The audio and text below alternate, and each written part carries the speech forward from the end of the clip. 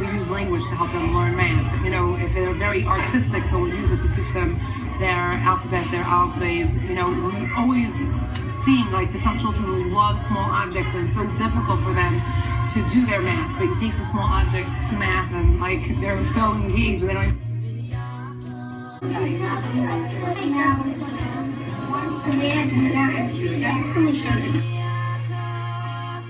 Young ladies, please help yourself, you know, make yourself some breakfast and join us at the conference table. And it's a different school. It's a different school. They're people. They're human beings that we love, and we're all in the same boat together. We all have struggles, and we're all going to work together to overcome it. And that's it. There's no more I'm standing here and lecturing you, and until you people get it, we haven't done our job. And that's what we need. I think that here, Let me see. 1, 2, 3, 4. No, You're right, they counted the shamish. They shouldn't have counted the shamish. Yeah, whatever. Right. It's correcting the material. Rabbi Aaron says, you know, it used to be he walked into the hall and the kids ran into the class and were sucked into the hall. Rabbi Aaron was walking in the hall. It was in a pin drop, like just the sight of him brought silence to the hall, you know? And he says, now I walk in the hall and the kids come running and they're yanking at my pants and they say, Rabbi Aaron! And people look at it like, oy vey, what happened to our generation?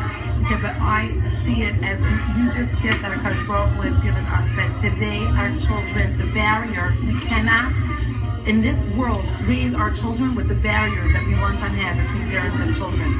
And naturally, HaKadosh Baruch Hu broke this down so that we can give the love and the care and the relationship. If our children don't have that relationship with us, with their teachers, with their parents, there's no way for them to get through this long galus exile that we're in. Let's see.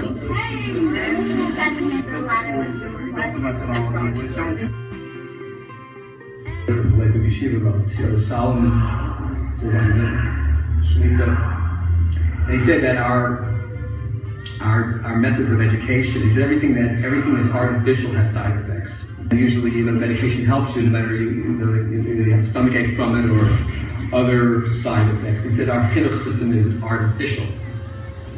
Putting a bunch of children into a classroom, all the same age, different abilities, is a artificial environment.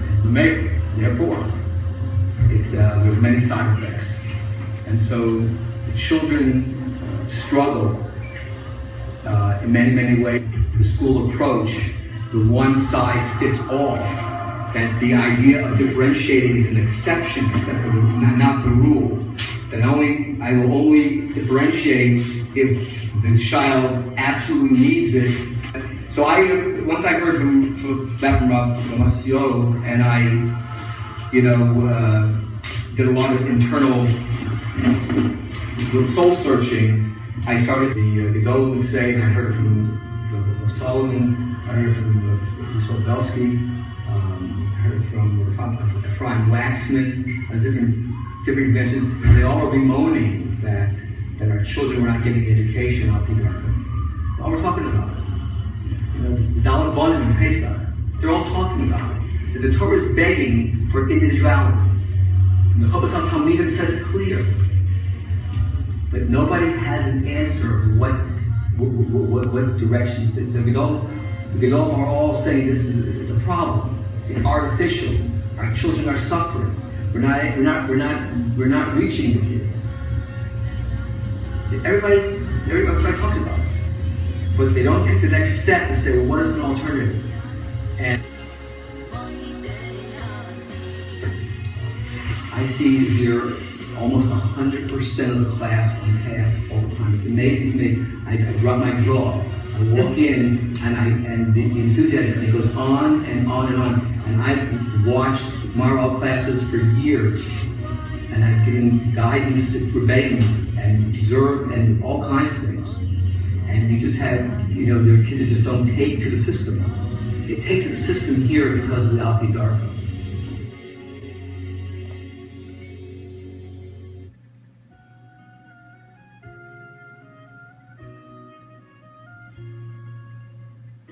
Rabbi Aaron came to Yeshivas B'nai Torah. He saw how the children were caring for each other. He saw the academic level that they had. He saw the love and the empowering that the teachers were doing for the children. He said, I must have this in my school. I think what's different is the curriculum stays the same. We're not talking about changing what the children are taught. It's still Chumash, it's still Nach, it's still Mishnah, it's still Gemara, it's still Halacha, it's still Jewish history, whatever it is, the components, English, math, science, geography, etc. We're not talking about we're talking about the framework of how to reach the children. That what will end up happening is the children become the commercial for the method. Because they'll see the difference. The difference is not going to be so marked only because of the amount of information the children will know and retain. That's bonus. The real big difference is going to be in the personality of the children. It's going to be in their love for learning. It's going to be in their broadness for interest in researching almost anything. We don't have kids who are checking out with stomach aches. We don't have kids who are, we don't have a lot of behavioral issues over here. This system that we have here is, we're onto something. We really, like the yeshiva about, the Solomon, sort of Shemitah. And he said that our methods of education, he said everything that we're checking out with stomach aches. We don't have kids who are, we don't have a lot of behavioral issues over here. This system that we have here is, we're onto something.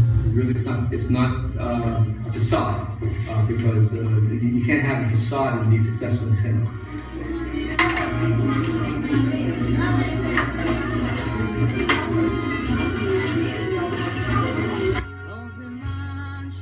And just another word on culture, in terms of a mixed, multi-age classroom, to me now teaching a single grade, there's nothing I miss more than the culture of the room. I say it over and over again, but you know, you have a second grader or a third grader who has their Chumash out, that's all a first grader wants to see. A 3-year-old walks into our classroom and 4- and 5-year-olds are already have that work ethic and have that information that the greatest good that they could do is do more work. And 3-year-olds come into that environment and they just fit right into that.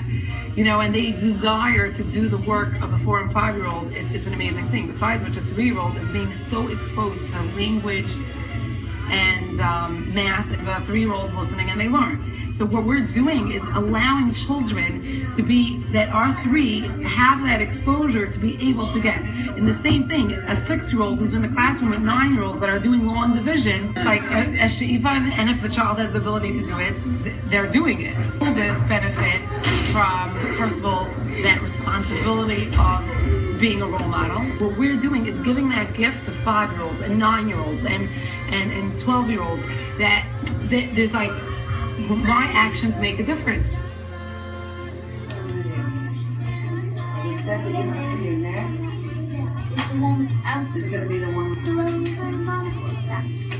with the rubber band.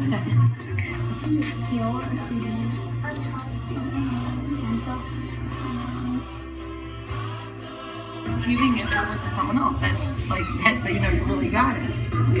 Gives it over to a younger kid. So to be able to articulate it is actually reinforcing the lesson. We want a child always to get satisfaction from learning. So one of the major pieces is kinyan, that they master something. They don't just learn it for the sake of a test, learn it for the sake of a test, but they're mastering something. When they see that they can give it over to the teacher, what they've learned has a new chashivas to them.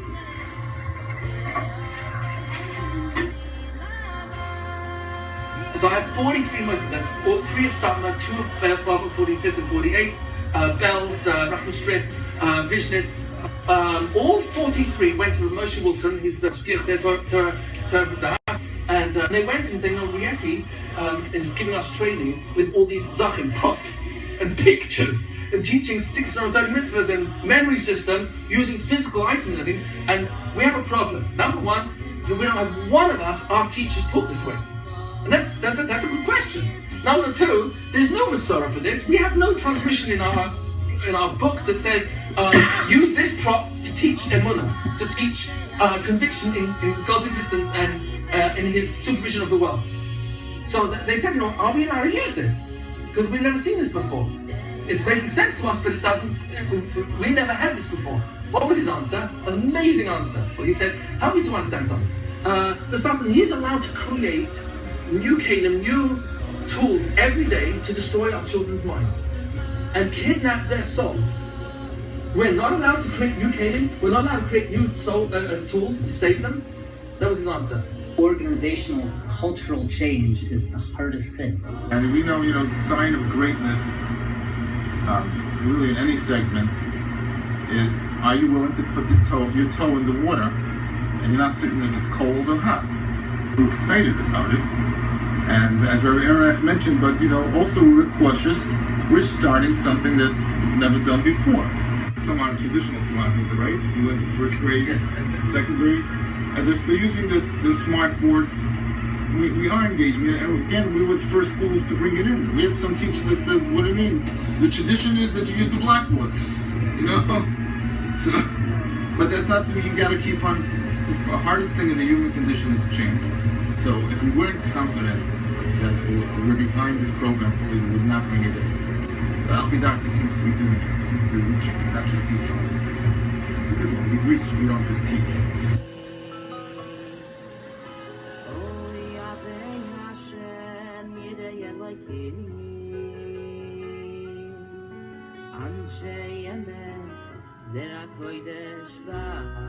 There was a kids here playing Beis Yaakov earlier. I saw two girls doing parts like these. They were going to tell me that the Beis was preposition. They were going to tell me They were in a second number of grade. other ones. Yeah. So they're focusing here. They're focusing. I have some personal experience with it because I have a a grandchild who goes to Alfie Doctor. I think she's in the second grade. Yes. Okay, she's in the second grade, and she's. I would say that she's reading books beyond her age. She's bright. She probably would have made out well in any setting. She has the Aaron Reich gene. Okay, and she probably would have made out well in any setting. But I think over here. She's developed a curiosity. She explores, and There's something that Mr. and I were both just awestruck the night before we just came into this room. Because it was just very matter of fact by you that the students just started learning. They're learning 36 a week. So you understand. Third grade's 50. 50% a week in third grade? Yeah. And then, right, that we give it to you. That's almost, yeah. It's, they're numbers and very concrete things that you said. Really interesting because we had a skeleton over there, and we had a chiropractor come in and describe the bones, and all the children already knew everything. She was like, I think I need to change my speech. They were learning about all the different bones, the basic ones, the cranium, the clavicle, humerus, radius, all that.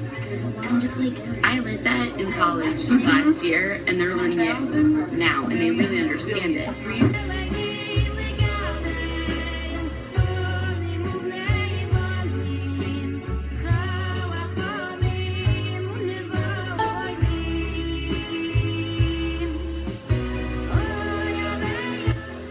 Grades 1, 2, and 3, they're learning. They don't even need the Rebbe.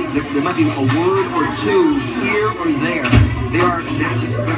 It's phenomenal. And you see that because they got that foundation. Absolutely, there's no doubt. Preschool. There's no doubt about it.